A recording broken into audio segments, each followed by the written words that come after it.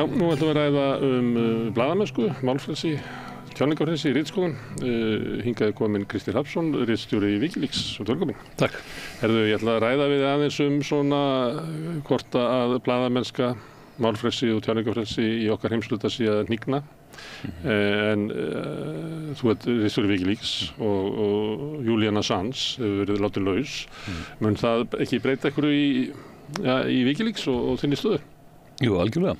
Það liggur bara ekki fyrir hvernig það verður. Ég var eiginlega svona átt á mig í morgun að það eru 2 mánuðir liðnir síðan að hann öðlaðist frelsi. Bara 2 mánuðir, mér finnst það heil eilíð.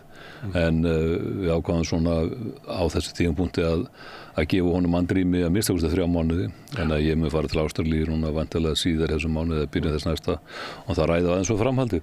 Það verður einhver breyting. Hvert hún stefnir, þessi breyting á eftir að koma í ljós. Hann náttúrulega þarf bara að ná áttum. Þetta er eftir náttúrulega ótrúleg þolraun að fara í gegnum 14 ára slag og það sem að ég hefur að gera síðustu 2 ár að miklum hluta og eiginlega einkanlega síðasta árið hefur bara verið að barátta fyrir því að koma honum út. Annað hefur setið á hakanum og farið í bið. Sem að tókst og er mikill sigur. Sem að tókst og er mikill sigur. Já, þetta er mikill sigur. Þetta er fullnaður sigur, en maður var nú svo á nálum þegar hann fór út að við fórum í beina útsendingu til þess að reyna að stýra, sögutúlkurinn á þessum atburði. Maður er fullur af tortryggni og áttu von á því að það yrði einhver barátta narratífið, sko. En við vorum einir í boxhringnum því að allir áttu þessu á því að þetta var fullnaður sigur. Bandaríska dómsmálaráðuneytið reyndi að senda út einhverja tilkynningu sem var bara hundsuð og reyndi að túlka þetta sem einhvers svona sigur fyrir sig. Vildi ekki eiga þessar ofsóknir í 14 ár, hvað þessu manni?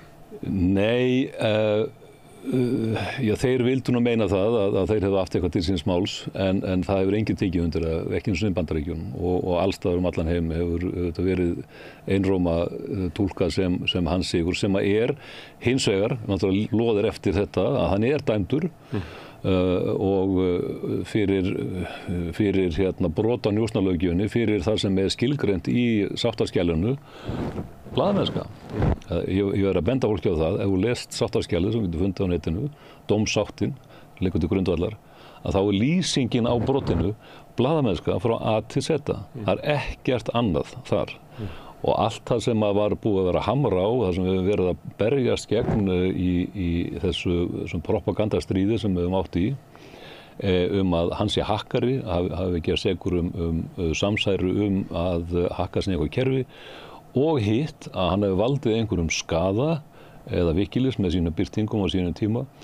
Það er ekki orð þetta í þessu sáttaskjali, ekki orð tölvubrót og þvert á móti varðandi skaðan að bandaríska stjórnvaldið fyrir sína hönd skrifar upp á það að það finnist ekki nokkurt einasta dæmi að nokkur einasta einstaklingur hafa orðið fyrir líkamlegu tjóni eða dauða vegna birtingar þessa gagna. Þannig að alveg steindautt. Það sem eftir stendur blaðamennska var í fyrsta skipti forsenda dóms í bandarískri dómsögu á grundvelli njósnalöggjafarinnar. Það er fordæmið sem maður lifir eftir og það er fordæmið sem allir blaðamenn, hvað sem er í heiminum, verða að vera meðvitaður og berjast gegn. Fordæmið er náttúrulega líka að hann var sviptur 14 árum að ævisinni, lokaður inn í einangrun og endanum í hryllilegu fangilsi. Hann sætti pyntingu. Og það er óljóst hvernig hann jafnar sig á því og það er ólíklegt að það verði bara tekið upp þráðurinn frá því fyrir 14 árum að hans forsetur hefur breyst og þá kannski getur komið ljós hvaða stöðu hann telur sig eiga að hafa í Wikileaks. Já, og hvert Wikileaks veröldurinn hefur líka breyst. Það er útilokað að fara inn í sama farveg og vorum fyrir 14 árum, árið 2010 og 2011 eða 2009, Kaupþingsskjölunum. Við erum ekki í sama heimi. Öll umgjörðin og tækniforsendur og líka andinn í samfélögum okkar frelsiselskandi heims á Vesturlöndum hefur bara breyst. Það sem ég langar að ræða við þig núna, því að við höfum stundum verið að ræða Gaza og líka Úkraínu og þá hefur komið fram svona að frásögnin eins og hún birtist í meginstraumsmiðlum sé eiginlega bara beint út úr stefnu stjórnvalda og við höfum verið að leika okkur að vera að horfa aftur eins og með Gaza og svona viðbrögð almennings og kannski yngra fólks við fréttum af Gaza sem að stórleiti koma núna bara frá fólkinu sjálfu og reyna að bera það saman kannski við Víetnamstríðið og reyna að meta það hvernig fjölmiðlarnir litu á stöðu sína þá, þar sem að fjölmiðlar fóru og sömuleyti afhjúpuðu og byrtu allt aðra mynd heldur að stjórnvöld höfðu verið að halda að almenningi og þá kemur svona hugmyndin býtu við þá í heimi núna að við erum bara að mista þetta og tapa þessu og það sama á við raunverulega Úkraínustríðið þar sem að við heyrum raunverulega lítið annað en bara þá línu sem að oftast virðist vera gefin bara frá Pentagon og hún fer í gegnum stjórnvöld í okkar heimsluta og fáir sem að andmæla því og síðan fer þetta niður í sko gömlu, öflugu fréttamiðlana og þeir sem að vilja fylgjast með þessu eru svona á vafri á YouTube-rásum og á svona hliðar rásum þar sem að blaðamenn eru að reyna að finna einhverja leið til þess að segja fréttir án einhverja afskipta eða þurfa að beygja sig undir eitthvað svona megin straum sem að oft bara stjórnarstefnan. Já, við erum í nákvæmlega þeirri stöðu að það ekki hægt að reiða sig á meginstraumsmiðla til þess að fá glöggastöðu því hvað að gerast á Gaza í Ísrael eða í Úkraínu. Nema þeir sem eru sko því betur læsir á það sem ekki þar og geta undir ofan af því sem að það birt og þetta Það meina eins og menn lásu Moggan í gamla daga, það var þetta lesan og heyra það hátt það sem ekki var sagt þar. Það var í fréttin. Já, það þurfti svona kremlalógíu til að lesa í signalin og við erum bara í þeirri stöðu. Þetta er óbáslega vond staða sem við erum í. En við fáum eins og fréttirnar og það sem að er skelfilegast í þessu er að eins og Eiríkur Hjálmarsson vinur minn var að segja að það hefur aldrei í sögunni verið eins vel skrásett og skjalfest og birt í rauntíma þjóðarmorð eins og okkar tíma eins og við erum að upplóna þannig að við vitum hins vegar er sko vantar alla krítík í fréttaflutning. Ég nefnt bara lítið dæmi vegna þess að það koldist yfir mig í gærkvöldi. Ég hef ekki horft á sjónvarpsfréttir hérna á Íslandi örugglega síðan ég var sjálfur að vinna við það fyrir 14 ára. Bara því ég fór á landi og ég bara tók fókusinn frá því. Ég nota netið en ég var nú að fara með mat til hana mömmu minnar í gærkvöldi og hún að þeirri kynnslu að vilja fá þetta með kvöldmatnum.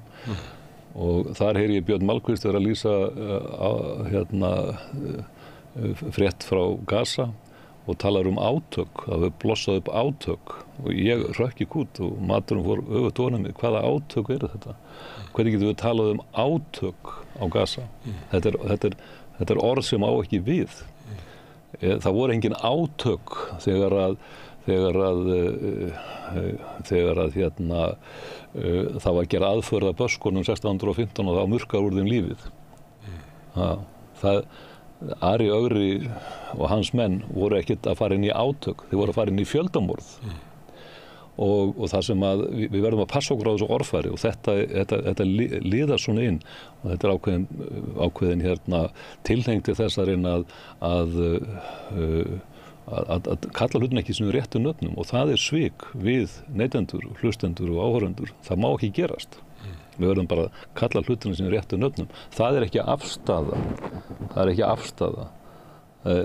Fjöldamorð er fjöldamorð, þjóðamorð er þjóðamorð og við höfum sannanirnar og við höfum gögnin og við getum ekki horft fram hjá því og þetta er svona lítið dæmi en þau eru víða og þetta er ekkert sér íslenskt fyrirbæri, þetta er alla Evrópu, sérstaklega við kemur núna Gaza. Ég er í sambandi við mjög marga blaðamenn í Evrópu og það er með ólíkindum að eiga samtal við þessa einstaklinga sem að kvarta í hljóði því að þetta er þöggun yfir því að fá ekki að segja fréttir. Og eitt dæmi til að mynda úr minni persónu reynsluheimna, ég var í viðtali við þýska sjónvarpsstöð þátt sem hafði verið seldur þýsku sjónvarpsstöð núna í vor.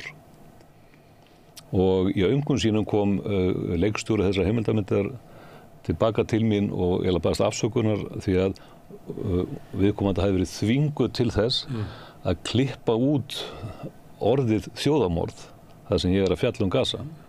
Ég sem viðmælandi í stóri þýskri sjónvarpsstöð mátti ekki segja þjóðarmorð. Láttu ekki segja þitt álit og þitt mat. Mitt álit og mitt mat. Þetta var ritstjórnarvaldið sem að þið tóku sér hjá verkkaupanum og þetta er ekkert einsdæmi, þetta er svona út allt. Þú segir að þetta er verið rapporterað, það er enginn sem að getur sagt hafi ekki frétt af þjóðarmorðinu og Gaza. En sú vitneskja, hún kemst ekki upp í fjölmiðlana sem að þó er í þeim heimi sem að þú ólst upp í var svona hugmyndin að fjölmiðlarnir ættu helst að vera í því að færa okkur það sem er satt og rétt. Að þá lifum við í einhverju veröld þar sem að almenningur hefur aðgang að einhverjum upplýsingum. En í því samkomulaginu hvað er satt og hvað er fréttnæmt, að þar kemst þessi sannleikur ekki inn. Nei, það er búið að rífa tennurnar úr mætti blaðamennskunnar og gagnrýnin nálgun hefur verið hreinlega bönnuð. Það er orðið óorð, krítisk pressa er bara ekki leyfð og þeir sem að viðhalda henni í mörgum tilfellum, bestu blaðamenn í okkar heimsluta eru að búið að flæma það út á jaðarinn. Þeir eru komnir á Substack eða svona minni miðla. Þeir sem að hafa haldið í þessa hugmyndir aðhaldshlutverk blaðamennskunnar, þegar það er búið að taka það burtu, þá er ekkert eftir. Og þá hafa fjölmiðlar ekki neina stöðu að hlutverk í þessu lýðræða samfélagi. Þá er það bara orðin tóm. Ef menn get ekki sinnt í hlutverki, fá það ekki innan miðlana vegna innri þrýstings eða vegna andstöðu utanfrá eða hreinlega vegna lögreglu aðgerða. Það eru örfáu dagar síðan að til að mynda Richard Medhurst, sem ég kannast nú við, var handtekinn á flugvelli í Bretlandi og ákærður fyrir brot á hryðjuverkalöggjöfinni. Öll hans tæki og tól voru gerð upptæk og honum var sleppt út á grundvelli tryggingar, en hann flaug á landi og ég veit ekki hvort hann þorir aftur tilbaka. Hans glæpur, var þessi að hafa fjallað með krítískum hætti ástandi á Gaza. Það er ekkert annað. Og hann er semst sekur blaðamennsku. Og þetta er ekkert eina dæmið í Bretlandi til að mynda. Þess að þeir hafa stokkið til lögregluyfirvöld, beitt þessum vaxandi tólum og tækjum sem að stjórnvöld þarf að fært upp í hendunar á þeim, yfirvöldum, lögregluyfirvöldum, til þess að hræða eða hreinlega lögsækja. Fjölmörg dæmi og mörg þessara dæma því miður hafi ekki komist upp á yfirborðið. Ég veit einn Íslendingur sem lenti í þessari kvörn að vera tekinn á grundvelli hryðjuverkalaga afsíðis við landganginn á flugvelli í London og þvingaði til að láta af hendi öll tæki og tól sín og þvingaði til að gefa upp lykilorð að þessum græjum, ella ætti viðkomandi höfðu sér fangelsi, en viðkomandi vildi ekki að þetta kæmi fram. Þannig að hræðslan og óttinn og óttastjórnunin gagnvart þeim sem fara út fyrir ramma hins löglega og leyfða er til staðar í þessum löndum í kringum okkur. Ótrúlega uggvænleg þróun, ótrúlega uggvænleg. Þarna sækir þá ríkisvaldið sér vald til þess að brjóta á persónurétti þínum með því að þá að skilgreina það að ríkið sé í stríði, þetta er stundum gert í stríði, ef þú andmælir stjórnarstefnunni þá er það túlkað sem eins konar landráð, að þú sért eiginlega að bera á borð áróður andstæðingsins. Er það þannig að ríki okkar heimshluta séu farin að líta á sitt hlutverk þannig, að þau séu við einhverju stríði gagnvart hryðjuverkamönnum í Gaza, stríði gagnvart Pútín í Úkraínu, stríði gagnvart kórónaveirunni eða eitthvað slíkt, og ef þú einhvern veginn andmælir stjórnarstefnunni sem á að tryggja okkur öryggi í þessum stríðum, að þá ertu raunverulega á sveif með andstæðingnum og þar af leiðandi má taka af þér málfrelsi og tjáningarfrelsi vegna þess að það er vopn andstæðingsins. Já, mörgleiti erum við komið á þann stað, já. Og það er sannleikurinn orðinn óvinnur ef hann er ekki hinn hentugir sannleikur og það verður að búa til hinn hentuga veruleika og veruleika túlkun. En við, hugmyndin okkar, goðsögnin okkar heimsluta er svo að við teljum að samfélagið okkar sé sterkt ef það eru skoðunarskipti. Við erum með sterkt samfélag vegna þess að hér getur fólk deilt skoðanir og við líklega allir góðsögnin ekki svo að við séum saman í leit að sannleika sem kannski finnst aldrei, en leitin er bara hjartað í okkar samfélagi. Sko, þetta er kjarnin í þessu gilda knippi sem við básunum alltaf á hátíðisdögum það við sem að verja og við verðum að verja. Og þegar við tölum hættuna af Kínverjum eða Rússum eða þeim sem að eru óvinnin á hverjum tíma, að þá er það sko ógn við þessi gildi, hinn vestrænu gildi, tjáningafrelsið og frjáls skoðanaskipti eru þarna náttúrulega í öndvegi, en það er náttúrulega verið að ráðast á það með beinum og markvissum hætti og kaffara þetta niður. Og þetta er, eins og segja, þetta er það sem ég lít á, og kannski er það út af mínum glerugum sem blaðamaður og búin að vera í þessari ákveðnu slagi í 14 ár við stórveldið og öll batteri þess. Eitt af versta sem að við erum að kljást í dag vegna þess að það er leið að byrja að skafa utan af þessu litlum svona hnífslögum að þá kemur ekki tilbaka. Þetta er allt saman réttindi og gildi sem hafa verið barist fyrir með blóði og svita á tárum og það er svo auðvelt að svipta þessu til hliðar og taka þetta af okkur og við fáum það illa tilbaka. Og þetta er óveitlega þróun sem að ég sá einhvern veginn strax í veirufárunu, í COVID-fárunu, að menn voru svo gjarnir á því að á grundvelli yfirlýsinga almannaheill og velferð heildarinnar að grípa til þöggunar og skömmunar og ótrúlega aðgerða gegn ekki bara tjáningu, en líka bara ferðafrelsi og persónufrelsi, alveg hugsunarlaust að því virtist allt á grundvel þess að heildarhagsmuna, og það er eitthvað sem að mér hugnaðist ekki og var ótrúlega ljótt að sjá hversu langt var gengið í að berja niður heilbrigða og opna umræðu hinna eðlilegustu. Og það var ekki gefnum greinarmunur á því hvort að menn voru að ræða með rökstuddum hætti með og á móti vissum aðgerðum. Það var öllum ýtt í eitthvað hálf geðbilara nöttara sem væru antivaxerar og jaðarsettir, hliðarsettir og þaggaðir. Við náðum að gera þetta upp. Og við erum ekki ennþá búin að gera þetta upp. Og þetta brast síðan yfir innrás illu heilli þessi skelfilega ákvörðun Pútín sem var ráðast inn í Úkraínu, kemur síðan í skottin á þessu. Það er síðan í gangi, síðan kemur þessi skelfing á Gaza og Vesturbakkanum. Og við erum ennþá í þessu ástandi. Þetta er stríðsástand. Þetta er stríð sem ennþá er í gangi, stríð gegn sannleikanum. Og það er einhvern veginn stríð sem við erum bara smá saman að tapa. Og þetta, ég hef óbúslega miklar áhyggjur af þessu. Já. Og ég talandi og þú veist, sko, ef við búum við endalaust stríð, sem alltaf ótrúlega hagvaxtarhvetjandi og gott fyrir atvinnulífið og hjól atvinnulífsins, nótabenni, spurðu Rússana sem eru með meira hagvöxt í ár heldur en Frakkar og Bretar, að það kallar eftir þessu eins og þú ert að benda á og alltaf er náttúrulega í stríðsástandi kemur til þöggunar. Ástæðan fyrir því að spænska veikin heitir spánska veikin að það var ritskoðun á flensunni 1918 alla Evrópu. Eina landið sem gat fjallað þetta í fjölmiðlum var Spánn því þið voru ekki þáttakendur í fyrri heimsstyrjöldinni. Þess vegna sátu þeir upp með það að þetta var kallað spánska veikin. Það er ekki bara á Spáni annars staðar. Þannig að þú veist, ritskoðunar elementin á átakatímum er alltaf andið staðar og viljinn til þess að beita þessu og taka lýðréttinda fólki.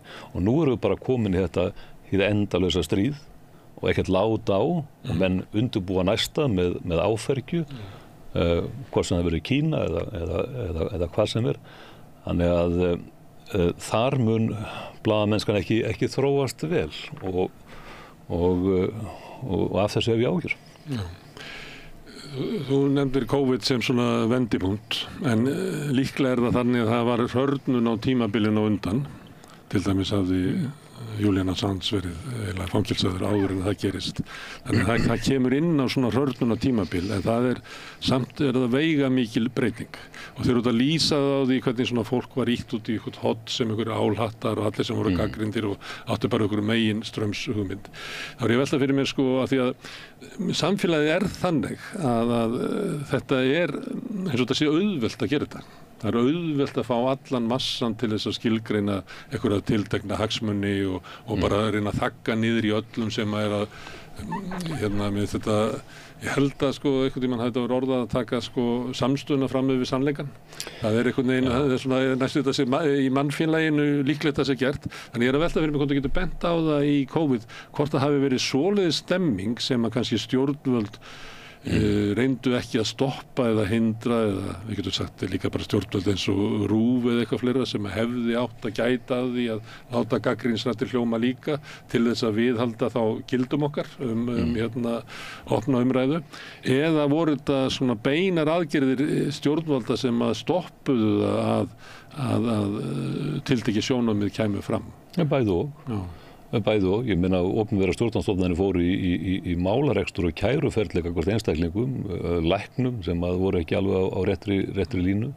Ég heyrði ótrúlegt sjónarmið frá einu starfsmanni RÚV þegar ég var ræðið þetta við viðkomandi, varðandi fréttaflutning af veirunni og viðkomandi sagði hreinlega, já, okkur ber að fylgja stjórnarlínunni að því við erum hluti af almannavarnakerfinu. Og þetta er ótrúlegt að inngera þetta var svona, já, okkur bara sagt þetta er línan og þá hefur við ekki rétt til þess að fara í gagnrýninn gír. Þannig að þetta var afsökunin fyrir því að menn fleygðu allir gagnrýnina hugsundi út í hafsauga.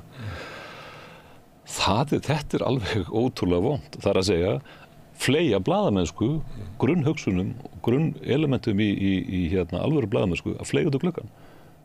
Ótrúlega að heyra þetta en því með þetta var mentaliteti sem var til staðar með víða. Og svo smitast þetta út vegna þess að þetta virkar. Það kom í ljós að þetta virkaði í COVID. Svo þar innrásin í Úkraínu kemur, þá er bara keyrt með sama hætti að útiloka allt, alla gagnrýni á það, alla gagnrýni á NATO eða hvort að NATO ætti að halda frið í Evrópu eða eitthvað slíku. Þannig þeir sem eru með gagnrýnisraddir að þeim er bara haldið fyrir utan meginstraumsumræðuna og skilgreindir sem einhverju skrýtnir álhattar. Menn fengu þarna bara vopn í hendur og tæki og tól sem að er ótrúlega, menn hafa glaðist mjög yfir að fá í hendur og ef þú gefur valdinu frítt spil að þú mun að misnota það vald og misnota þetta tæki og tól sem að valdið hefur. Það er bara þannig. Það er óumdeilt og öll dæmi söguna bara að segja það. En að því þú veist að nefna hvenær upphafspunktur er, þú veist það er alltaf þannig bara að meta söguna. Ég er mikill áhugamaður sögu. Það er alltaf erfitt að setja einhvers svona vendipunkt sem að fyrir og eftir. Það er sjaldnast að þessi svona skýra línur. Þannig að var þetta byrjað í COVID? Nei, þetta er afleiðing af langvarandi þróun sem ég fylgst aldrei vel með vegna þess að ég var svo sem inni í þessu þróunarferli. Þú getur líka sett einhvern punkt, svona skurðpunkt við inn á svona Írak 2003 og hið tilbúna stríð gegn hryðjuverkum í kjölfarið sem var til þess að það leyndarhyggjan sprakk út hjá Vesturríkjum, sérstaklega Bandaríkjunum í kjölfarið og þöggunin út allt var óx dag frá degi. Og stóru fjölmiðlarnir spiluðu með. Já, og það er þess vegna sem að þessar fréttasprengju frá Wikileaks 2010 og 2011 voru svona stórar. Í öðru tímaskeiði þetta ekki orðið svona stórt eða ekki eins magnað. Þannig að það urðu ákveðin kaflaskil og viðbragðið við þessu með þessum ofsóknum gegn Julian Assange fyrst og fremst en einnig sem okkur hinnu sem voru þarna í hring hún eiginlega sko staðfestir það hversu mikla sprengjur þetta voru.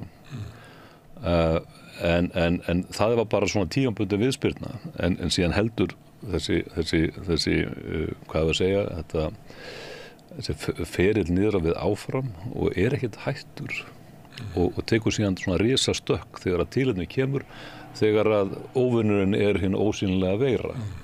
Viðbrögðin við afhjúpunum Wikileaks lituðust af því að stjórnvöld töldu sig hafa svona góðan kontról á meginstraumsmiðlunum. Þess vegna verður röskunin ykkar svona mikil og viðbrögðin svona hörð. Já, en sko ástæða því að það ástæðan fyrir því að það leitað eftir samstarfi, virku samstarfi við stóra meginstraumsmiðla, New York Times, Guardian, Der Spiegel, El País, Le Monde, yfir 100 fjölmiðlar þarna á þessu 18 mánaða tímabili sem í aktífu samstarfi við okkur birtingu, samverka menn í glæpnum. Þannig að það stoppaði hins vegar ekki bakslaginn og þrýstingin og það var bara búin til svona skurðpunktur. Það er svona eins og menn aðskildu hér skuldir innlendinga og Íslendinga og erlenda að nei, við getum ekki hjólað í þessa hefðbundnu miðla. Það er stór pakki og biti. Það er bara skerum frá þennan skrýtna Ástrala sem var eiginlega afmennskaður á næstu árum. Þetta var líka kveikjan, sko. Þannig að sumir þetta geti að verið klók herfræði að stjórna hann, því að án hans þá ekki svo mikil ógn af meginstraumsmiðlunum. En það var ótrúlega fljótlega sem að tók síðan að spóla þessa meginstraumsmiðla inn sem höfðu verið í okkar samstarfi. Þá kemur spurningi, sko, segjum að sambærilegt var að gerast í dag með breyttu fjölmiðlum umhverfi. Heldurðu að þið myndu ná samstarfi við 100 meginstraumsfjölmiðla til þess að birta? Ekki, það ekki, ég held að sé ekki möguleiki að ná slíkuri breytt. Og þessi miðlar hafa líka látið ásjá, en þeir féllu þarna á prófunu eftir 2010. Ég var með óttablanda virðingu fyrir, ekki óttablanda, bara mikla virðingu fyrir þessum turnum blaðamennskuna sem ég að vísa til sem urðu okkar samstarfsaðilar. Dómkirkjuna. Þetta voru dómkirkjunar, New York Times, brottið með dýri, Washington Post, Guardian, vandræði virðingu sinni. Þessir turnar hrundu allir í kjölfarið og þeir hafa ekkert borið bara sitt síðan. Það engin þeir sem hafa fylgst með til að mynda Guardian fyrir og eftir og síðustu ár, þetta er hræðilegt að sjá hversu lufsuleg blaðamennska þarna í gildi og reyndar alla bresku pressuna. Þess vegna það náttúrulega eitt sem að innlendi blaðamenn hér sem að náttúrulega hafa svona takmarkaða resúrsa þegar þeir að túlka heiminn og fara oft í þessa enskumælandi miðla. Í guðanna bænum farið í varlega, skilur. Þetta er ekki áreiðanlegar heimildir. Breska pressan ónýt, þessi meginstraumspressan, BBC ónýt, algjörlega ónýtt batteri og ég skal með eitt dæmi. Það eru 2 ár síðan að stærsti pólitíski leki breskrar stjórnmálasögu kemur út og það eru breskir rannsóknarblaðamenn í London hjá Al Jazeera Investigate, batteri sem ég hef unnið með og veit að þetta eru meirhluta breskir og bandarískir blaðamenn klárir og fylgnir sér og góðir. Allt var þess, þetta var leki úr verkamannaflokknum sem sýndi hvernig Keir Starmer og hans kónar og hans bakland og henni Reykfyldi og bakverki tóku sér til og byggu til árásirnar gegn Jeremy Corbyn og hans fylgismanna, þar að segja vinstrið í vinstrinu og hreinsanir. Þetta voru bara svona stalinska hreinsanir í verkamannaflokknum, bara losið við þetta lið. Þannig að það var búið til þessar sögur kynþáttahattur, gyðingahattur, kvenhattur, veit ég hvað og hvað. Og þetta kom innanfrá. Þetta var algjör fréttasprengja og þetta gerist á haustmánuðum sem þetta birt. Stórkostleg frétt var bara eins og Macbeth í fréttum og í öllum tímum hefði þetta verið aðalfréttin út allan heim. Allan heim. Þetta er með að segja birt vikuna sem að verkamannaflokkurinn með flokksþing sitt árlega. Það var ekki einasti staður í meginstraumsmiðlunni í Bretlandi. Þetta var fullkomin þöggun. Alveg ótrúlegt að fylgjast með, vera í þessu breska samfélagi og finna ekki stafum þetta, ekki múkk. Það er náttúrulega, stundum stóra fréttin En hvernig virkar ekki birt. Tökum þetta mál, hvernig virkar það að hérna, þetta mál og þetta saga, því að ég meina við erum bæði að segja the news og the story, þannig að þetta ætti að kveiki öllum blaðamönnum. Þetta bara eitthvað skemmtilegt sem þú getur fengið að segja þessa sögu. Já. En enginn af þeim sem að starfa meginstraumsmiðlunum, enginn blaðamaður er að segja þessa sögu. Hvernig er það hægt? Hann fær það ekki. Og það þarf ekkert mikið að segja mönnum það. Þú veist, þetta er svona einn ósýnilega þöggun. Það er bara, nei, þetta er svæðið sem förum ekki inn á, og svo er einhver sem ætlar að brjóta, ætlar einhver að fara og ríða vaðið. Mögulega, ef einhver hefði haft dug og döngun og þor í sig til að gera það, af einhverjum svona alvöru pósti, að þá hefði hinir fyllt í kjölfarið. En það var enginn sem að enginn þorði. Og þar með var þetta bara að þagga niður. Þetta var ekki frétt. Þannig þeir sem er að segja fréttinnar eru þeir sem hafa beygt sig undir þetta. Þegar mannstu ekki eftir viðtalinu hans Chomsky, þeir sem að marrtók, þar sem að Chomsky segir þetta við hann. Já. Þú væri ekki að spyrja með þessu nema að þú hefði beygt þig undir ritskoðun kerfisins. Þú væri sætir ekki öðruvísi. Þannig þá er þetta þannig að þeir sem er að segja okkur fréttinnar eru þeir sem eru búin að beygja sig undir það að þú mátt ekki segja fréttir sem eru óþægilegar stjórnvöldum og bara óbreytt ástandi. Já, og þarna sem var uggvænlegt í þessu er að ekki einu sinni hægri pressan fór inn í þetta mál sem að þeir hefði getað gagnast þeim. Þannig að það var kerfið. Það gagnast þeim náttúrulega að hafa Keir Starmer frekar heldur en Corbyn. Já, sjálfsögðu. En þarna var, menn hafa kannski getað séð mögulega einhverjar pólitíska möguleika í því að nýta sér þetta. En þar á það líka. Þetta var hér pólitíska kerfi sem sló einhvern veginn skjaldborg sig og innan þessa pólitíska kerfis voru allir meginstraumsmiðlarnir í þögguninni. Og það er ennþá allskyns dæmi að koma upp sem að bara enginn vill snerta á. Tölum að við erum að tala Keir Starmer, þú veist að því að hann var nú líkill leikandi í sög Julian Assange sem yfirmaður og ríkissaksóknari, þar sem að hans embætti bjó til limbo sem Julian var haldið í sendiráði Ekvadors, og það er skjalfest. Það var að þvinga það upp á grundvelli upplýsingalag og púslaði saman og skjölum frá Svíþjóð og Bretlandi að þeir sem héldu stjórnvölinu þar voru ekki Svíar, vildu loka þessu máli þarna í Svíþjóð löngu síðan. En það voru Bretar undir stjórn Keir Starmer sem er strokaður út úr skjölunum, allavega líklegast nafnið á bakvið svarta borðan. Og það fæst ekki botn í þetta hver hans beina þáttaka var, en það var allar það sé skjalfest, en öll þekking á innviðum þessa kerfis segir það að þetta var beinlínis tilskipanir þaðan. Og síðan þegar það byrjaði að hamra á því að fáu gögn, þá var þeim bara 1000 pósta úr rannsókn sem var ennþá opin frá opinberu batteríu. Síðan hafa með mér að hjóla þetta var nýverið sem að breski blaðamenn af jaðarmiðlunum, það sem er nú ennþá líf, voru heimt á grundvelli upplýsingalaga, upplýsingar um tengsl Keir Starmer við bandaríska saksóknara dómsmálaráðuneytið í sinni tíð, sem voru mjög mikil með vital af því og vildu fá upplýsingar þau samskipti, ferðalag og annað. Nei, þá var því bara öllum gögnunum 1. Við erum bara komið á það stað. Ef þú spyrir óþægilega spurninga þá eyður gögnunum. Annað svona mál, stórt ráðgátan sem maður myndir ætla að allir blaðamenn myndu vilja að taka þátt í að leysa. Hver sprengdi gasleiðsluna í Eystrasalti? Já. Það er eiginlega svona að maður undra sig á því af hverju er þetta ekki bara ongoing fréttamál? Já, þetta er náttúrulega svo komisk í sjálfum sér umfjöllunum þetta og tilraunir til þess að búa til einhvers konar nýsögur að maður getur ekki annað að hlegja þessu. Þetta er svo vitlaust, Þetta er svo vitlaust og þetta er svo illa skrifað handrit. Þetta er svo illa skrifað handrit að mann eiginlega sundlar við það að geta gera aðeins betur, Þú veist, það sprettur fram hérna einhver saga að menn farið út á skemmtiskútu í flókna köfuna aðgerð sem að ég hringdi bara sjálfur í kafara til að fá svona aðeins, hvernig framkvæmur svona köfun og ég fekk bara svona list, íslensku kafari, þetta er alveg meiri háttar aðgerð, þú þarf súrefnisjöfnun á kút og þú þarf vera með 8 kút á bakjuna hvað það nú var og getur aðtarnað í 5 mínútur og þú þarft að meiri háttar skipakost og dekk en ekki einhvern svona 4 fermetra vera bakþilfar á skemmtiskútu.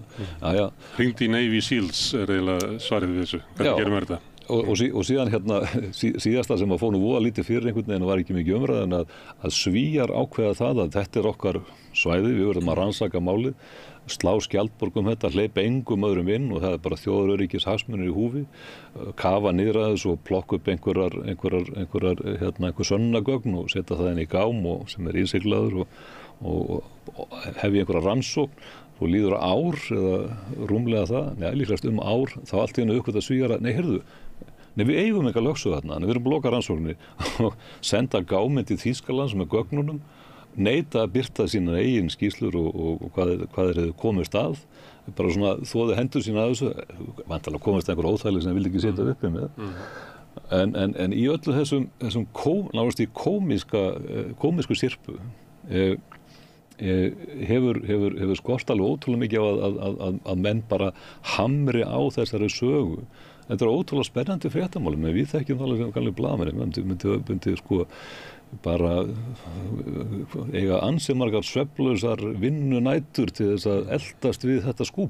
Þetta er náttúrulega svo stórkostlegir hagsmunir sem að þarna eru, þetta er gríðarlegt eyðilegging og þetta við heyrum það núna bara hérna á Íslandi að það á að vera að endurskoða öryggisstefnu okkar til þess að gæta að einhverjum leiðslum til og frá landinu meðan hans út af þessu.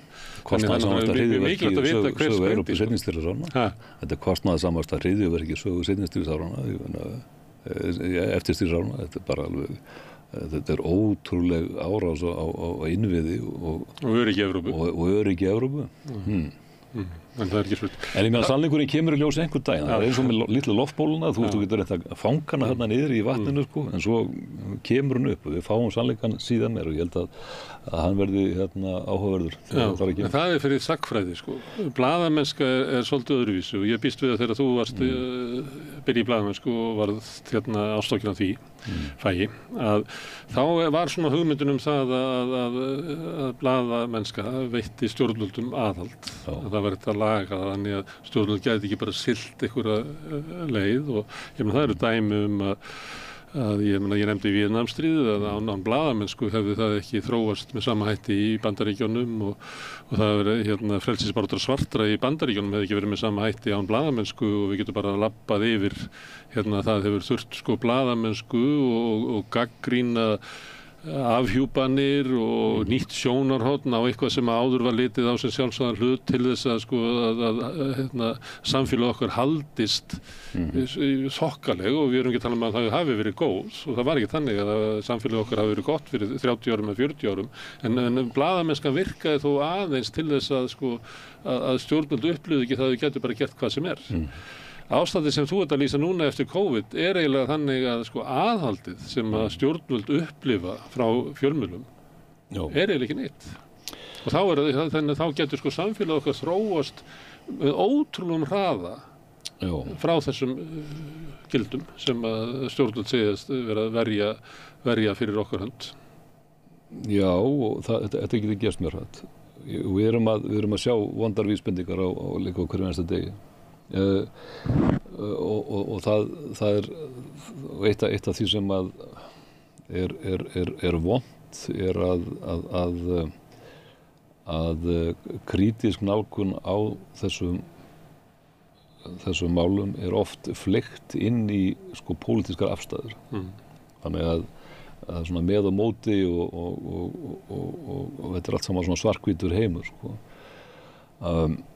Nú er verið til að mynda að reyna að skrúfa niður þessi samfélagsmiðla fyrirtæki. Það var söguleg handtaka núna fyrir viku síðan eða svo á aðaleiganda og stofnanda Telegram samskiptaforritsins í Frakklandi. Ungu maður sem að sko flúði Rússland Pútíns vegna þess að stjórnvaldi því alræðisríki vildu hafa puttana í Telegram. Vegna þess að það var vettvangur fyrir frjálsa orðræðu gegn ægivaldi ríkisins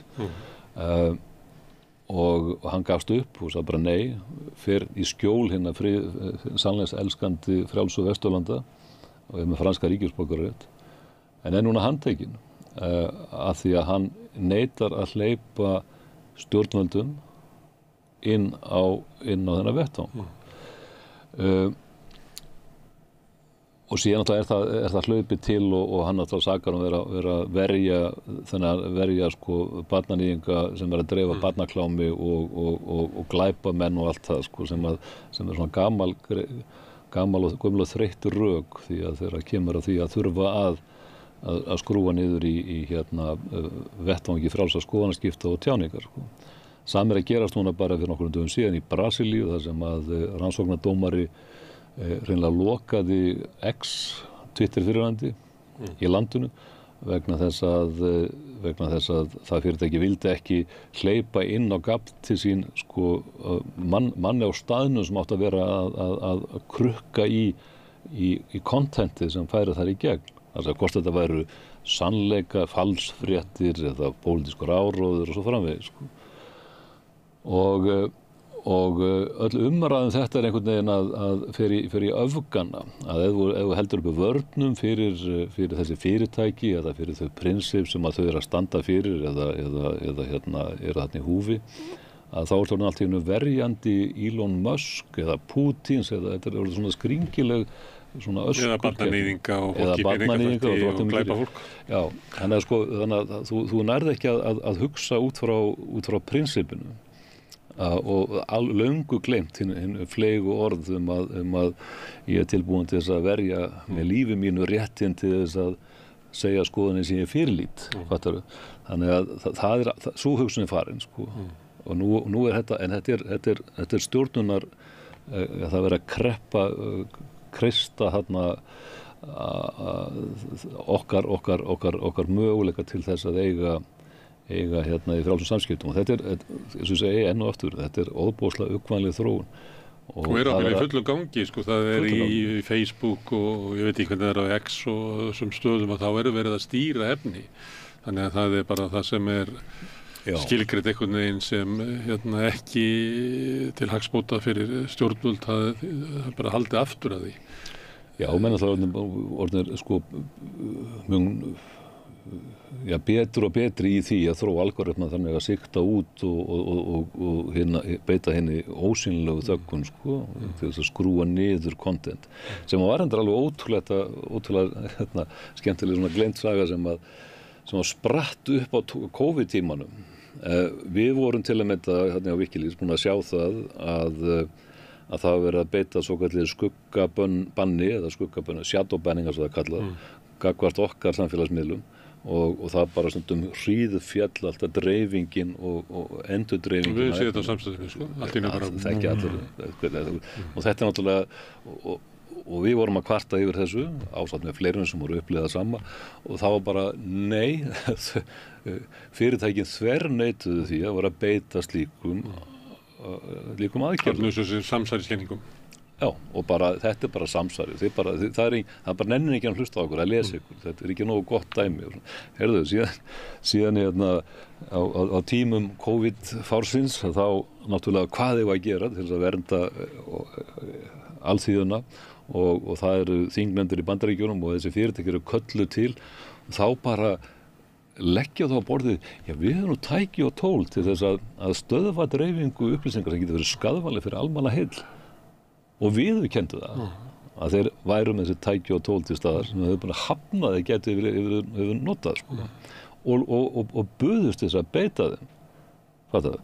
Og ekki nóg með það buðust til að beita þeim því að tekja náttúrulega bara opnum örmum endilega og þeir voru þvingað til þess.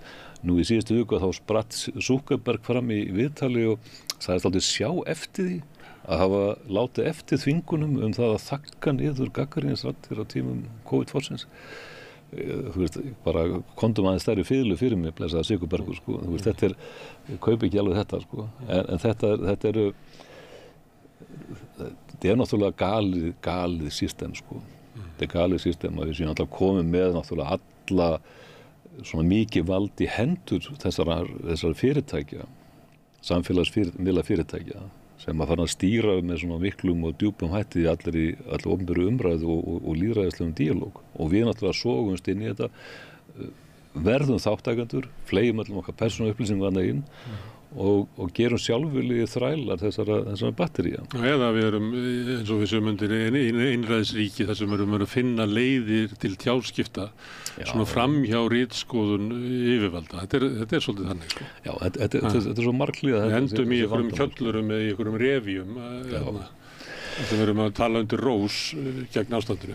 En þá komum við að því að þið nefndu Gaza og það er eitt sem kemur óvart þegar maður tala við Palestínufólk er að það segir við höfum aldrei verið nær sigrinum og það er bara verið þjóðarmorð í gangi og þá er hugmyndin sú að það þegar andstaðan afhjúpa sem þessum hætti og gengur svona langt að þá er eiginlega engin önnur leið heldur en almenningur rísi upp og þetta muni breytast. Já. Hver er vonin í blaðamennskunni, kæri Kristinn? Hvað er munum spretta fram? Já, við erum ekki komin á það stað að þessi eitthvað glittir í einhvern sigur, drottinn með dýri. Ég veit ekki hvar niðurlægingapunktur verður, lágpunkturinn, hvar er botnin, því að við erum ennþá alltaf að fara dýpra og dýpra. Ég veit ekki hvar það er, satt að segja. Ég hef ekki lausnina, ég hef ekki öll svör, þínum fjandasvör. Það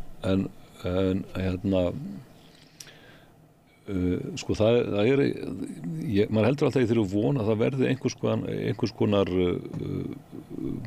punktur þar sem að fólk átta sig á því að það er engin næring í þessari naglasúpu það er ekkert verið að bjóða upp á eitthvað og ég held að fólk finni Þú ert engu nær þótt þú situr yfir kvöldfréttatímanum. Nei og fólk, ég held að fólk finni þetta og ég held að við vanmetum það hvers konar niðurbrotið þetta er á bara almennu gildum í samfélaginu. Ef þú getur ekki treysta á að fá eitthvað krítiska umfjöllun það sem er þér næst og eitthvað aðhald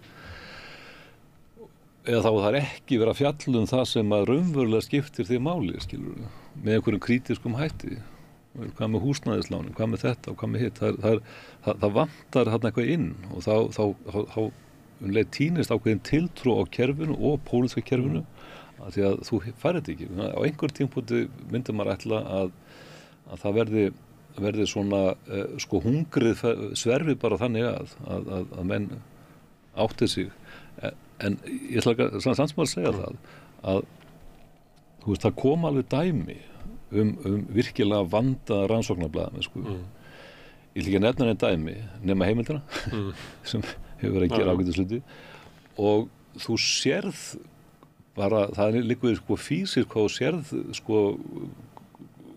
hversu vel þessu tekið þá sjaldan þetta kemur fram blúsandi góð dæmi að það er hungur eftir þessu og það er virkilega þannig að fólk vill fá að mínum mati þessa góða rannsóknarblaðamennsku krítiska pressu. Þá ætti að vera þannig að á öllum ritstjórnum væri vilji til þess að gera slíkt.